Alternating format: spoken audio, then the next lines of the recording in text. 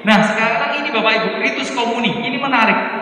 Perayaan Ekaristi adalah perjamuan Paskah Tuhan. Maka seperti diamanatkan Kristus, umat beriman mempersiapkan hati dengan baik. Dan yang mempersiapkan diri dengan baik hendaknya menyambut tubuh dan darah sebagai kesempurnaan perjamuan. Maka di sini 80 ditulis apa Bapak Ibu? Kalau Anda mau terima komuni, sebetulnya setiap orang dari antara kita perlu bertanya pada diri kita sendiri, aku wis nyawiske awakku apa durung, dan harus jujur. Nah, nyawiske itu kalau Anda, orang sekarang kan kalau bicara tentang wis apa durung, Anda kan pasti akan bertanya tolak ukurnya.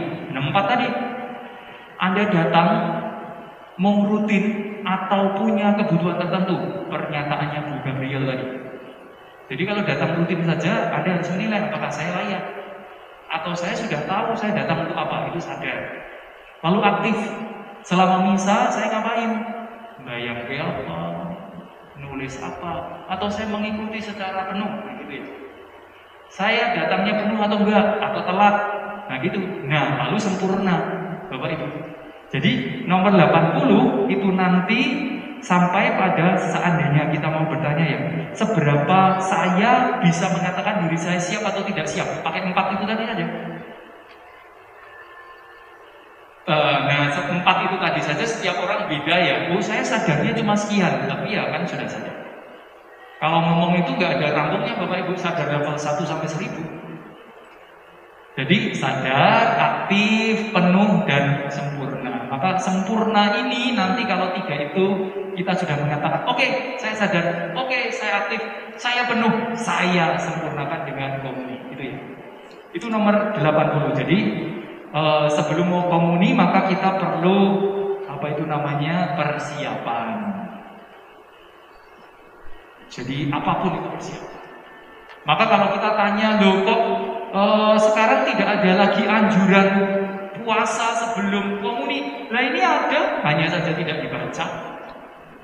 Dari dulu sampai sekarang sebelum komuni harus persiapan. Jadi ada. Nih, Bapak Ibu, saudari-saudari.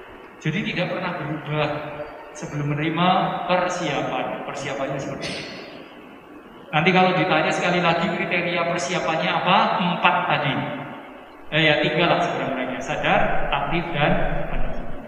Maka Anda sekarang kalau diskusi, Romo aku telat tekane pas doa syukur aku nopo orang, pikir sendiri. Gitu kan? Kalau enggak, nanti kalau Anda tanya saya, Anda pasti akan mengatakan Romo ini legalis, liturgis. Gitu dong. Tapi ya sekarang kita tahu gitu loh Bapak Ibu. Jadi kalau saya mau katakan, kalau kita mau mengesampingkan apa itu namanya ketekunan kita sejak awal karena punya prinsip teologis yang sangat tinggi, pokoknya moro komplit ora komplit sing cetha kuwi sakramen mujuti Gusti Dewi sing rawuh, ora melu misa ning nampa tetep Gusti Dewi sing rawuh. Ya sudah, ini lewat Bapak Ibu, ini lewat. Tapi dengan pengetahuan ini Bapak Ibu, kita tahu sekarang kita bisa melewatkan dengan sadar Bapak Ibu, dengan sembrono juga melewatkan Ekaristi sing dirah cuma komun. Gitu ya, supaya kita tahu. Tetapi idealnya tetap di teks ini mengatakan ya kalau kita mau terima, ikutlah dengan segala persiapan sejak awal. Gitu ya. Ada pertanyaan? Pak Satrio. Kemarin pagi ada misa perkawinan, saya kebetulan jadi diakon ya. Bantu Mbak Kirsti. Setelah saya dapat dari Romo, saya prioritaskan kur. Ya. Itu pertama memberi syarat jangan dulu. Oke, saya lanjut ke umat. Dari umat itu ada beberapa yang menjauh karena diri saja. Kemudian ada juga banyak anak-anak bapaknya bilang saya berkat lawan dari komunis. Oh ya. Satu saya cuma hanya pegang. Iya. Bapaknya terima dulu. Kemudian setelah selesai semua, saya kembali lagi ke kur. Dan kurnya memberi kode lagi. Sepertinya tidak usah. Oke. Ripun gitu loh, Patron. Ya sudah Pak, kalau mereka nggak mau ya sudah. Berarti bagi saya, satu, kalau konteksnya nomor 80 ya Pak, maka mereka mungkin merasa saya tidak siap, saya datang tidak siap untuk komuni, saya datang hanya untuk konser misalnya. Bagi saya, itu pilihan yang bagus, karena saya datang memang hanya untuk memeriahkan ini. Saya tidak full mau ikut misa. Itu pilihan bagus Pak. Jadi dalam arti kalau benar ini ya, kalau nalarnya benar ini, maka saya akan mengatakan mereka sadar betul. Jadi saya datang hanya untuk mengiringi. Bisa jadi loh Pak, mereka tidak semuanya Katolik. Jadi karena saya tidak tahu ya, tidak tahu core-nya siapa. Kalau core-nya orang kita sendiri mungkin kita masih kenal, tapi kalau orang asing saya tidak tahu. Bisa jadi tidak semuanya Katolik. Atau bisa jadi mereka sadar betul karena saya datang hanya untuk menghibur, maka saya nggak pantas untuk menerima komuni. Gitu ya. Meskipun kalau diukur apakah mereka penuh ikut misa, mereka penuh. Wong datang sebelum manten datang, pulang setelah manten bubar, gitu kan? Tapi mungkin mereka merasa ada yang tidak pas. Itu satu. Lalu yang berikutnya, nah ini kesalahan atau kewaspadaan yang perlu kita bangun pokoknya. Kalau setiap orang yang terima komuni itu tidak langsung disantap, kita, yuk Bapak Ibu dengan segala kerendahan hati saya mohon berhenti membagi, dekati, parani orang itu Bapak Ibu. Tanya, Anda mau santap nggak? Ya, nggak apa-apa. Mengapa? Bapak Ibu, sekali lagi gereja kita ini di kampung, banyak kos-kosan di sini. Dan banyak praktek teman-teman kita yang tidak Katolik ikut misa.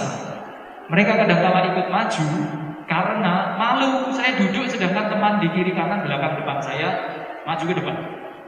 Ya kalau saya diberi ya syukur, kalau tidak ya sudah. Nah yang menjadi persoalan dari fenomena itu, dari peristiwa itu, maka kita sudah punya mekanisme sejak 6 bulan ini kan.